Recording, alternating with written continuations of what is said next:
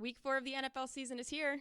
Before you place those bets, we're here to break down every game for you so you can feel confident walking up to the window.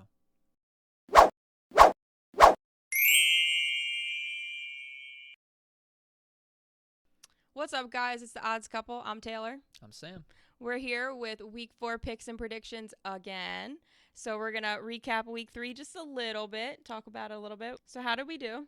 Not too bad. We were above 500. We were 18-14. Nice. So that puts us above 500 for the year as well.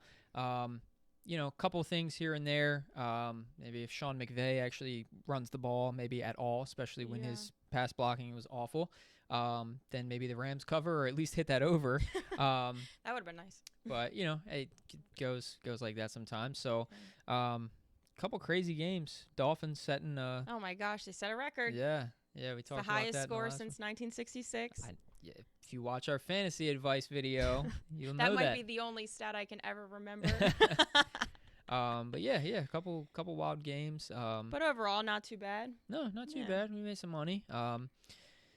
So hopefully we can do even better than that this week, though. Yes, let's get into Week 4, right? Yeah. All right. So first up, Thursday Night Football, we have the Lions-Packers game, plus 1.5, total sitting at 45.5. So I like the Lions minus the 1.5. Okay. These two they played a couple tight kind of low scoring games last year, especially the one at the end of the year. But obviously new quarterback for the Packers, and he's played pretty well. Jordan Love has. A lot of injuries for the Packers though. They just ruled out a couple guys across the offensive line. The linebacker, Bakhtiari is out. Aaron Jones and Christian Watson are both questionable. So it's just, especially if Aaron Jones doesn't play, I don't like A.J. Dillon. And I just, I think the Lions can cover that. I think they kind of starting to have their number as of late a little bit. Yeah. And I see a low-scoring game as well. Okay. So under? Yeah, much like the one last year as well. So I like the under 45.5. Like I said, mostly because the Packers' injuries. I just don't see them putting up a whole ton of points. Yeah. Not that the Lions' D is very stout, but I mean they just held the Falcons to 3. And I think they're getting better, and I think they do cover. Devin Singletary, how many times am I going to do that? Literally every time. Yeah. David Montgomery. I've confused them for years. It's crazy. That's okay. When I hear you say Singletary, I think of Bradbury for some reason, so I don't know. Oh, okay. Yeah. So just crazy things happen. All right.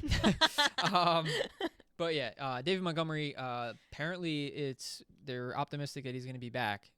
So they'll have both their running backs, and Lions aren't really banged up or anything. Obviously, Amon-Ra St. Brown. I think look at him as a prop bet as well. I think he's gonna come out of the gates firing there, and probably his over on catches tomorrow night as well. I like the Lions. Well, hopefully DraftKings doesn't boost him. That way, That would be the death. Yes, that would be the death of it. All right, let's move on to Sunday night. I'm sorry, not Sunday night. That's a mistake. Sunday afternoon, the first game up, Falcons Jaguars. minus 3, total sitting at 43.5. Sorry, getting ahead of myself there. This is the London game, 9:30 a.m. Oh, you're going to be in Atlantic City for it. That's exciting. I am, yeah. Going to get up early, go down to the sports book, check it out. All right. I mean, I guess. I'm planning your trip for you. Yeah. Wait, is that when they're doing the Toy Story thing? They are. It's at 9 in the morning? I need to know so I can tune in. It is, yeah. Okay. I guess I think ESPN Plus maybe. That's so exciting. It's so weird. Like, how are they going to do that? It's weird, but it's exciting. They're going to do it live. Like, I don't know. Anyways, how you feeling? So I'm taking Falcons plus 3. I know they're coming off a tough loss with the Lions, kind of got blown out there, but Jags just have not been impressive at all. They're also coming off a bad loss to the Texans. They just got smoked. And so, I mean, you'd think it'd be a bounce back for them, especially because they're supposed to be the better team. They're playing back-to-back games in London, actually, which I think that'll help them in the second game against the Bills, being able to just stay in London. But as far as the first one, both teams are traveling out there. I know it's kind of like the Jags home stadium a little bit. They play there the most. But I mean, I think they're 4-5 there. This is their 10th time playing there. It's not like they really have a huge home field advantage. Granted, they were bad a lot of those times. How's the field in London? Is it turf or is it grass? What is it? I believe it's grass. It's is it Wembley that they're playing at this time? I think they play at 2 different stadiums, if I'm not mistaken. Is the weather like here, or is it? It always seems to be like just a gray kind of gloomy a little. Yeah, just gloomy game over there. Yeah.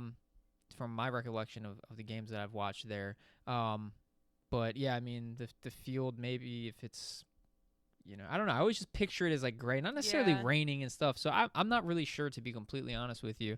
It's a lot of travel too, right before like it playing, is. It's a lot of travel. So I'm sure we'll maybe have an impact a little bit. Yeah, on that. yeah, and they're playing a 9:30 game, which obviously over there it's a different time, but it's for these guys flying from the U.S., it's still 9:30 to them, really. So, with all that being said, I think the Falcons run the ball. I mean, that's pretty obvious. They're always going to. But I think they can run well on the Jags. The Jags' defense has been pretty bad. Their offense hasn't lived up to the hype. They're going to be most likely without Zay Jones. So there's one receiver down there. I see it being a kind of back and forth, just again, like gloomy game, running the ball. So I'm going with the under 43.5 as well. I think I got a lot of unders on the slate this week, but yeah, that's how I see. I'll take the Falcons with the 3 until the Jags can prove to me that they're what people hyped them up to be. I mean, Trevor Lawrence hasn't looked very great, and whether that's his fault or more so play calling and whatnot, who knows? But coming off a bad loss to the Texans, Falcons have a pretty good secondary. So yeah, I'm going with them with a 3. Okay. Up next, Dolphins Bills -3. The total sitting at 53.5. This will be a fun one. Yeah. So the Dolphins with their highest scoring game last week. So you think they'll do the same thing or no? Well, when they played the Bills last year, they had a couple high scoring games as well, in the 60s. So I do see a lot of points scored. Dolphins getting 3. I like that. Okay. I mean, I know the Bills, if you had to choose, have the better defense, but I mean, the Dolphins have kind of had their number. Yeah. Even with they had what was his name, the backup that they had to run with in the playoff game. Oh gosh, his name is slipping my Skylar something, I believe. But yeah, even he put up points against the Luke Bills. Skywalker. Yes, there you go, you got it. But yeah, so I'll take the 3 with the Dolphins. I mean, they looked great. There's so many playmakers and they have so much speed on that offense. It's so hard to stop. And Tua, when healthy, has been phenomenal. They're gonna have Jalen Waddle back. He cleared concussion protocol today. Good. Or he was back at practice and is likely gonna clear it if he hasn't yet. But so another one of their weapons back. They unleashed Devon Achane, which you know what I just learned today. It's apparently, supposedly he corrected somebody, and it's A-Chan. Oh. After all this time.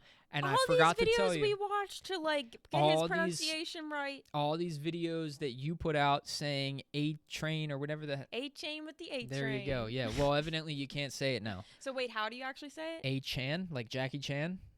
All right, I gotta come up with a new slogan for it. According to someone I saw, he corrected some reporter and said it was A-Chan. A-Chan. So they unleashed Devon A-Chan. And, I mean, he looked incredible, as did Mostert. Obviously, they both had 4 touchdowns. Well. They're not going to do that this week, but, I mean, it's just another weapon that they can unleash. You got to worry about Tyreek and Jalen Waddle on the outside, and then they're doing these little, the little shovel passes that the Chiefs have made popular right up the middle with these 2 guys. And as soon as they break one tackle, I mean, they're gone. So their offense is just incredible right now. So I like them. They've played close games with the Bills the past few years and high scoring, so I like the over of the 53.5. I like the Dolphins getting the field goal. Okay. And yeah, I'm like I said, I mean the Bills, they've bounced back with 2 nice games after that rough loss in week 1. But I mean they stopped the Commanders' offense, and I'd love to see them try to do that with the Dolphins. So, yeah.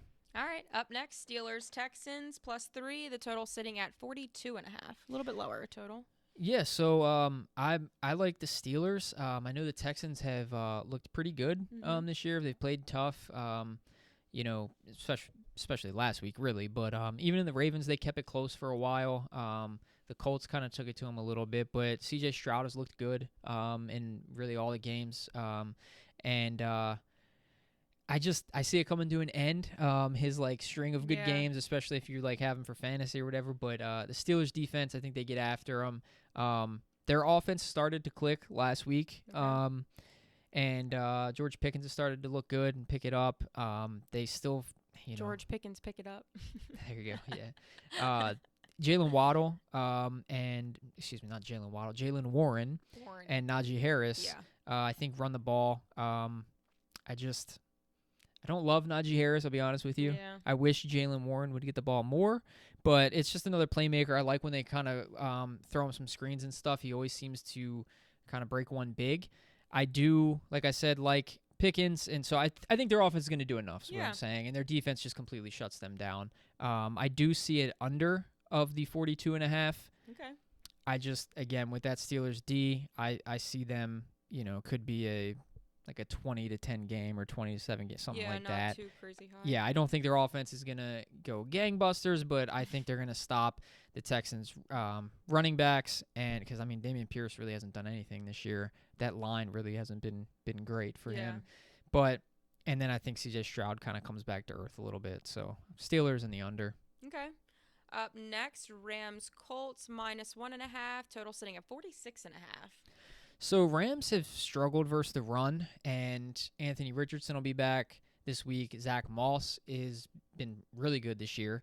And I just, like I said, they struggled against the run. They got lit up by McCaffrey, which I get it, it's McCaffrey. But even Walker had a good game against them, and Joe Mixon had a not too bad of a game against them. So I think the Colts can run the ball with Zach Moss, and then of course with Richardson back, they're really going to have to focus on who is it in that read option game, and I think that opens up more lanes for Zach Moss.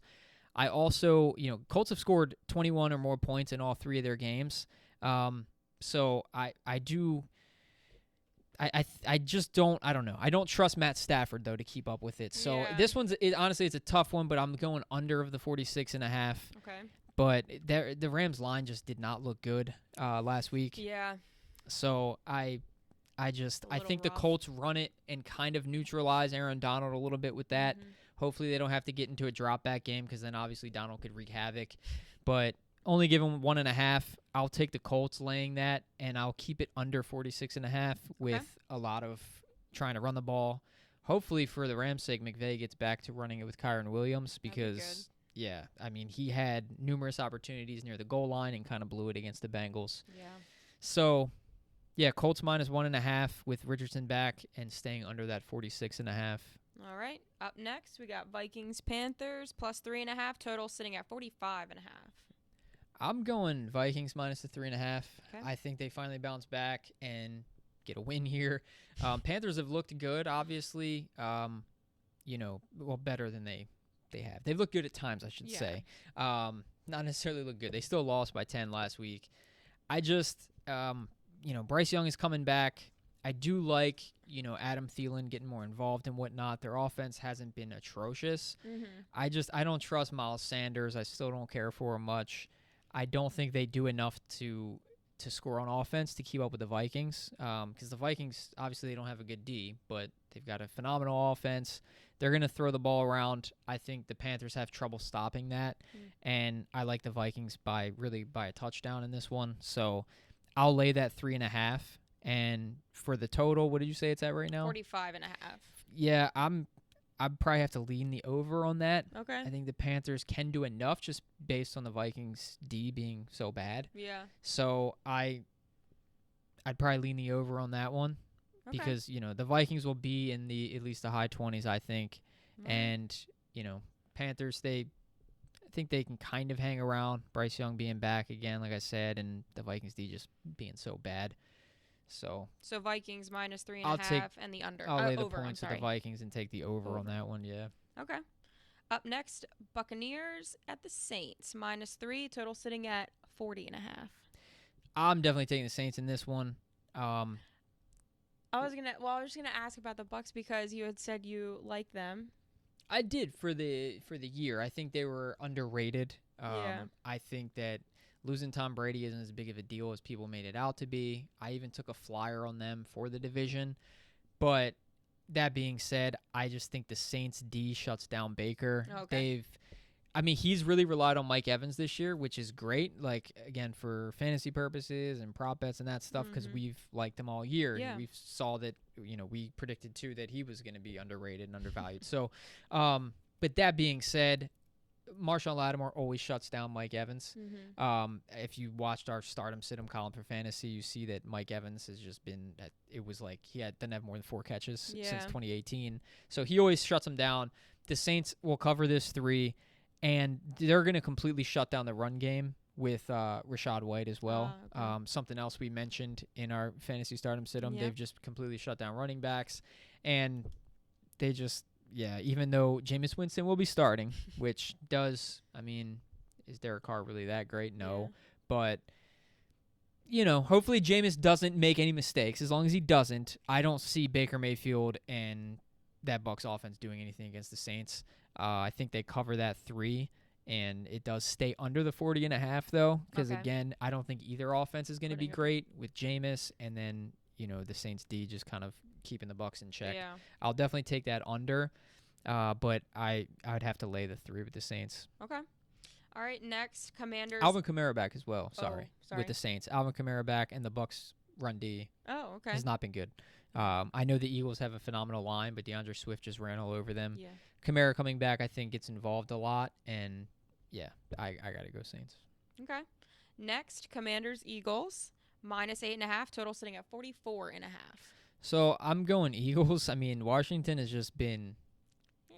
Yeah, they had that kind of. They could have lost to the Cardinals, maybe should have, and they could have lost to the Broncos. They were in a big hole before that huge second half. Yeah. And then even a Hail Mary at the end, they still almost had a chance to lose that. So, and look at the Broncos. So, and then they just got completely destroyed last week against the Bills. And I just don't see how they're going up against another tough defense. I don't see how they're going to keep up with them. Sam Howell has not been very impressive. He's had flashes here and there, but getting those receivers involved, I think is going to be a struggle with the Eagles secondary. Bradbury is back this past week, and Darius Slay's still there. Their D looked the part of the Eagles against the Bucs, which probably, honestly, in my mind, has a better passing attack right now than Washington. And then what Washington likes to do is get Brian Robinson involved and run the ball. They're not going to be able to do that against the Eagles. The Eagles have completely shut running backs down this year. Again, something we mentioned in our fantasy podcast, but they completely shut down Rashad White. They've shut down Alexander Madison. So, it's going to be tough sledding for Washington, and the Eagles are kind of starting to roll, even though they're doing decent. Yeah. Like I said, they've had a couple games where it was a little bit closer at times, and maybe they didn't capitalize on their drive like they did last year, but they're starting to get in a roll, and I just think starting to get a feel for it. Yeah, I know Washington beat them last year in the second game, and everyone was really shocked and whatnot, but I don't see that happening this year, and all the more reason for them to try even harder, right? I guess maybe you could say. It's a division game, so I think they always show up for it, but it's just it's kind of, I guess not ironic, but it's a little difficult to take an under when you're laying that many points, but I'm going to. Okay. The only thing would be if the Eagles put up, a 30-40 spot, they have the potential to every game. But I just see Washington having a similar offensive output like last week against the Bills. So I'm staying under the 44.5, and I'm laying the 8.5 with the Eagles. Okay. Last Sunday 1 o'clock game would be Broncos Bears +3.5, total sitting at 46. What a bad game. Both teams just got destroyed by like 40, 50 points, and now they get to play each other the following week. It's That's crazy. Perfect matchup. Right? Throw the losers in the pin. Yeah, fight it out. I guess this is like, what do you call it? Like, I forget the term I'm looking for, but like basically you got to pick one by default, like the lesser of two evils, I guess is what you'd say. Yeah, so take 'em. I'm going Broncos minus the 3.5. Okay. I think right now they have more talent, even though it hasn't necessarily been shown. But hopefully Jerry Jeudy hits a stride. Cortland Sutton hasn't been terrible. And Russell Wilson at times has shown flashes, at least better than last year. And even though he hasn't shown it right now, Sean Payton's the better coach in this game. Okay. So I'm going with that. I think it might end up being an ugly game. This is the total. I'm not loving getting to the window on the total. I'm taking the under of 46. It's like one of those, like, it's not super low, but it's also not super high. It's like they purposely put it right in the middle. Just They to, like, always purposely put it there. Yeah. They know they're damn close a lot. If you're a sports bettor, you know. But yeah, I'm staying under the 46. Again, it's not something I'm rushing to the window for. I'll take the Broncos minus the 3.5 until Justin Fields and that offense get it together. And now they're kind of just playing the blame game on whose fault it is, and it's just he's supposed to come out and play like himself, and then he just gets completely destroyed by the Chiefs. So they're just a disaster right now. So I can't take them against anybody at the moment. Yeah. And even though the Broncos are similar disaster, I mean, they played, except for last week, they played 2 close games against the Raiders and Washington, and they've shown flashes, and I just think they're in a better spot, at least, than the Bears. And that Bears D has not improved, even with those signings.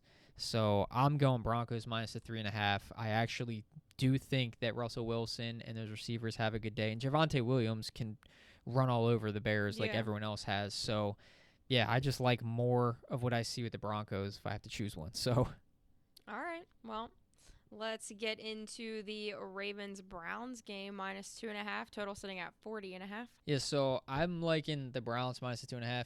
The Ravens have had just a slew of injuries, and only added to that last week, they lost both Odafe and David Ojabo, and they lost Rashad Bateman to a hamstring injury, which not that he's contributed much. What's his name is out? Odell has been out. I don't know if he's going to be back this week. I haven't heard any reports that he is. He's just listed as questionable. Yeah. So really no positive sign there. Nope. I think the only one was Justice Hill coming back as questionable as well. Maybe he's back from his foot injury, but, I mean, that doesn't add a whole ton. I mean, other than the fact of not relying on Melvin Gordon. But there's just – the Browns have played the Ravens well. It's a divisional game. They know Lamar, and they've kind of shut Lamar down except for that one game that everyone knows where he maybe had to go to the bathroom, whatever. So weird. But they beat him in an ugly game last year without him, and I actually see it going that same way with him. I think it's going to be a low-scoring game, but the Browns, I think, just completely shut them down. At this point, again, the Ravens have no running backs. They're relying on Lamar to run the ball. And when they throw it, it's a 3-yard pass to Zay Flowers. This new look offense, it's questionable. I would say it has a new look, and that's garbage, but it's been that way, so it's really kind of the same look. But it was an embarrassing loss last week. Yeah, and the Browns have held 2 teams to 3 points this year already, and the one that they didn't, the Steelers, they put up 26, where they got a pick 6 and a strip sack for a touchdown. So, 12 points maybe right there that they gave up? So, the Browns' D has been good, and the Ravens' offense has not. So, I just can't take the Ravens in this spot and on the road, too. Yeah. So, unfortunately, riding with Deshaun Watson, but, yeah, I like the Browns and by a field goal. And I'm taking the under. I think it is a low-scoring game. I'm not in love with Deshaun Watson either. I don't think he necessarily lights up the Ravens' D. No Nick Chubb there still, and Jerome Ford, I know he's great for fantasy and whatnot, but I think the Ravens can keep him in check. It's just going to be Amari Cooper against that secondary and whatnot, but they're going to do enough to cover a field goal against the Ravens because I don't think the Ravens offense does enough. Okay. Up next, Bengals-Titans, plus 2.5, total sitting at 40.5. Titans coming, they're just been completely out of sync on offense. It's been bad, Derrick Henry's involvement or production when he is involved, but even Tajay Spears outsnaps him, or it's very close if he doesn't. I know at least in 2 of the weeks he did, but that third one, Derrick Henry might have made up some ground, but he should not be outsnapping Derrick Henry. I get Henry still getting a majority of the carries, but still, it's just compared to what his involvement in the past, it's just a real shame because he has been that whole team for years. Yeah. And it's hurt them. Their offense is completely out of sync. DeAndre Hopkins, while he leads the team in targets, is still not producing. It's all, whatever, 6 catches for 40-some yards, stat lines and whatnot. Yeah. So it hasn't been great. The Bengals on the other side haven't been great on offense either. Yeah. They kind of took a step forward against the Rams at least by way of Jamar Chase. But Burrow has still been shaky. He looks kind of stationary. Yeah. T. Higgins dropping passes and whatnot. So both offenses are kind of out of whack. They played close, low-scoring games last year. And their last 2 times, it was 19-16 and 20-16, Bengals both times. But I'm taking the 2.5 with the Titans in a bounce back spot. Okay. With Burrow not being the same as he was last year until he gets kind of healthy and proves it. I mean, the Rams could have won that game if I just think that Sean McVay really lost it there. So I was going to take the Titans again. I know they're coming off a very bad loss, but I'll take the 2.5 in a close game, and I'll stay under the 40.5 again. Okay. I don't see. I mean, Joe Mixon's not going to run the ball on them, so they're going to force Burrow to throw it. Yeah. And is that bad offensive line going to hold up? You don't want him moving around a lot on that calf. And like I said, Titans' best run D in the league. They're going to shut down Mixon, so got to beat him on the outside. We'll see. The Titans' secondary is definitely susceptible, but I think they hold up here.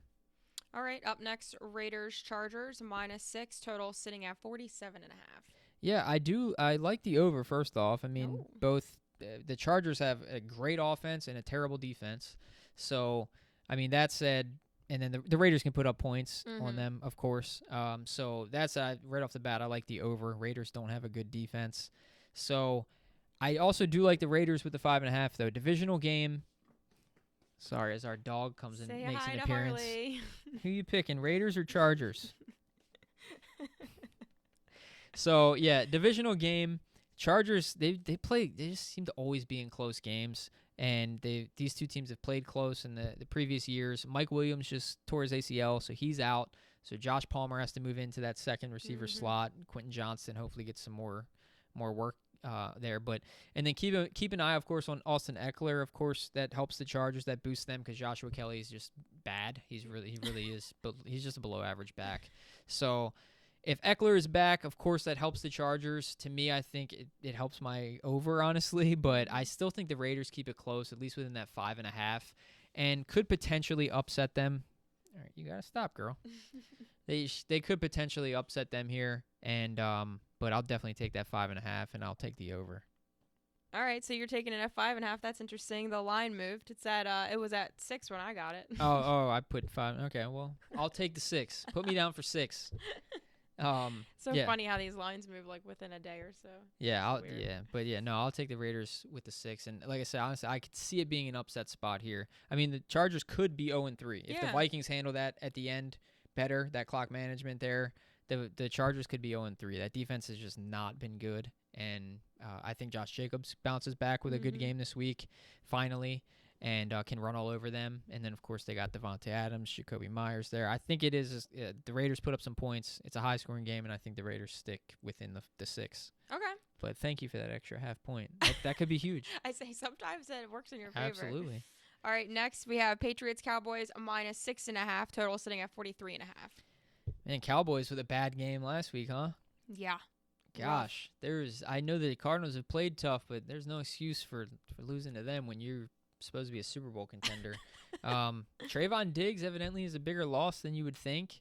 And, I mean, I still think the Cowboys D is obviously good and will shut down Mac Jones and the Patriots. But I think Patriots kind of shut down Dak Prescott as well. I mean, he hasn't really done much this year.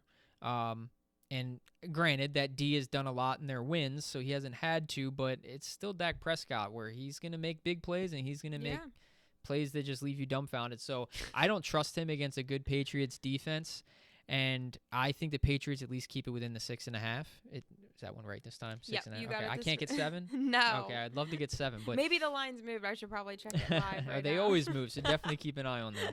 That's number one rule. But no, I'll take the Patriots with the 6.5, and I'll keep it under the 43.5 because again, I don't love the Patriots offense. Ramondre is their best player and really hasn't played up to his expectations. He's had a couple okay games, but I think the Dallas D definitely gets after Mac Jones, keeps it low, but I think Patriots D does the same with Dak Prescott. So low scoring game, I'll take the points. I think Dallas probably wins the game, Okay. but no, I'm taking the Patriots with the points. Okay. And you said under. And I'll stay under the 43.5. Okay. All right, up next, Cardinals 49ers -14, total sitting at 43.5. This is a crazy points. Like we talked about with the Cardinals, man. They just been playing everyone tough. And they obviously just upset Dallas when they were 12.5-point dogs. I think coming off of that high of a win, I don't think they do it twice in a row. Probably not. I think the Niners, they are for real, and they will take it to them. They obviously divisional game. They know each other well, which usually means a tight game. But I just think the Niners put a stop to the fast starts that the Cardinals have been getting, and I think they put up points on them. I see it being, like a 30-7 game, something like they had in their first week. By the way, they've scored 30 points in exactly 30 points in all 3 weeks. Wow. Seems set up. If they do that again, if they do that again. You can bet on the exact score, right? Oh, you can. That would be incredible. Put $1 on it. They'd probably pay huge for $1 if you bet the exact score. Well, you have to get both sides, right? Yes. Though you can't just get one and get Yeah, I don't know any app that gives you just the exact score for one team, but that sucks. I don't know. Look into it. It's got to be out there on one of these I don't know. apps. I think you can bet on points scored for a team. For just one team? I'm not sure. I haven't tried it, to be honest. I've did exact score for the game. I think, at least in college basketball, you can. Okay. Yeah. Good to know. Well, if they score exactly 30 points again, we're doing a giveaway. Okay. What are we giving? You know what? I just thought of this, so I'm not even sure yet. Comment down below. Give us some ideas what we should give away. If the Niners score exactly 30 points again, it's got to be something good, too, because this is going to be tough. But if they score exactly 30 points again, we're going to give something away, some gift card, whatever. Comment down below what we should give away, and we'll do that. That'd be fun. But that said, the Niners will cover the 14. This is another one. It's so tough to do this because when you take an under, you don't really want to be given too many points. No. But that said, I risky. just don't see how the Cardinals put up points on them. And granted, I said this with the Cowboys, but Diggs being hurt and stuff, it did play a role. From the part we watched before we went to the comedy club, they threw at his replacement Bland. I think it's Bland. Yeah. They threw at him 3 times before I left, and he had a penalty and gave up 2 catches right off the bat. So, anyway, I think the Niners do shut them down. I see it being very similar to the 32-7 game that they had with the Steelers. So I'm giving the 14, and I'm staying under 44.5. 43.5. It's 43.5 now. See, gosh, these are lines moving. Are different. These are moving since I wrote it down. Yeah, I don't get to the window on that total, but since we have to take it, that's tough. Now that I've lost another point. Ooh. I'm going to keep the under here. I'm going to Right. stay with the under in the Niners. Okay.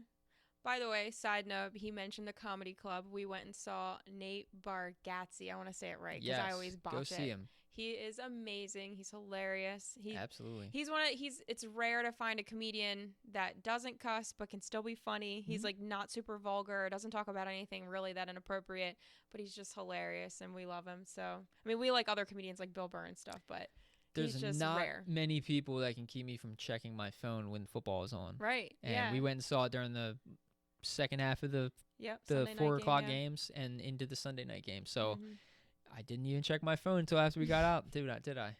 No, you didn't. I was impressed. There was behind us. Remember that guy? The guy behind me was watching the game. That's probably why I didn't have to check it. Before the show started, he had his phone up and he had the game running, and his wife was like, "Turn that down. That's rude." All right. Anyways, let's get back to it. Next game: Chiefs-Jets +9.5. The total sitting at 42.5. I do have to say it again. They still have Zach Wilson starting. They signed Trevor Siemian. Great. And he won't even be on the team for a couple of weeks, and he's not going to probably take over because he's not much better. But, yeah, Zach Wilson can't go with him, and they're playing the Chiefs. So, I mean, I like the Jets D. As most people know, they're a pretty good defense, but they're not stopping the Chiefs. And the Chiefs D is good in their own right. And so Zach Wilson, I mean, he could play a high school defense and not put up points. So I'm not taking him to stick with the Chiefs. I'm giving the 9.5. I think the Chiefs go up big, and Saleh probably does what he's been doing and not giving Breece Hall the ball enough, and I think they're going to kind of have to abandon the run fairly quickly.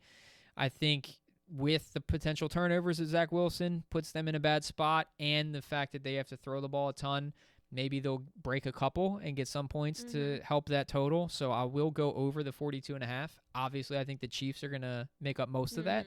They could do it themselves like they did with the Bears. So, I'll take the Chiefs minus the 9.5 and the over 42.5. Okay. Last but not least, only one Monday game this week. No double. Yeah. So Seahawks Giants minus 1.5, total sitting at 46.5. So I like this game a lot. So I'm going the Seahawks plus 1.5 against that Giants secondary. And I think all their playmakers kind of have good games. I think Kenneth Walker runs the ball well. I think the receivers have good games, and Geno does as well. Again, the Giants secondary with rookies starting, it just has not been good. If Saquon Barkley plays, obviously that gives a boost to the Giants, and the Seahawks don't have a great D either.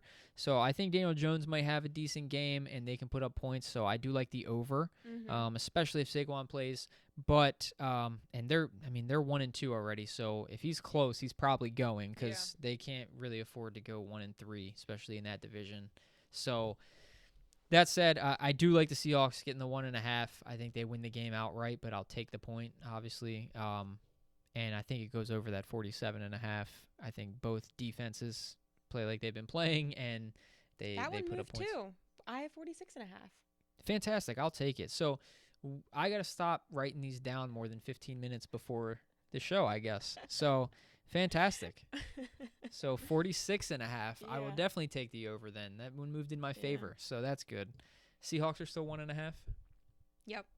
Okay, well, fantastic. See, you guys are getting live updates on these lines. This is great. This is how it works. So, yeah, then Seahawks plus 1.5 and over 46.5. All right. That concludes all the games.